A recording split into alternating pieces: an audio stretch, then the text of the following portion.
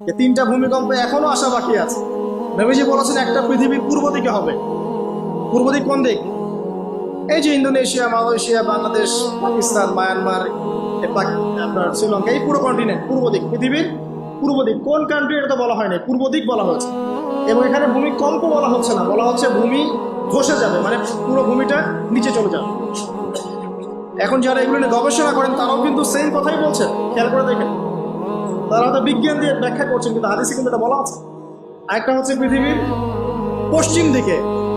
আর পশ্চিম দিকে কেন হবে জানেন? সমকামিতার কারণে, সুদের কারণে, জেনার কারণে, পর্নোগ্রাফির কারণে, এবং সারা বিশ্বকে তারা যে জুলুমটা করছে, এই জুলুমের প্রতিফল হিসেবে আল্লাহ পাক ঘোষিত।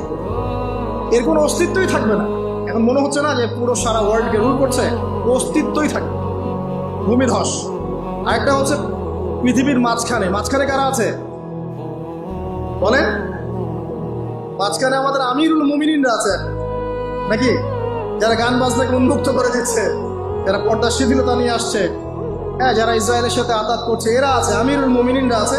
তো সেখানেও একটা ফিতনা অপেক্ষা করছে, অপেক্ষা করতে থাকেন। তো এই কথাটা বলতে গিয়ে আমি এখানে এসেছি। পৃথিবীতে কিন্তু এখনো তিনটা বড় বড় ভূমিকম্প বাকি আছে।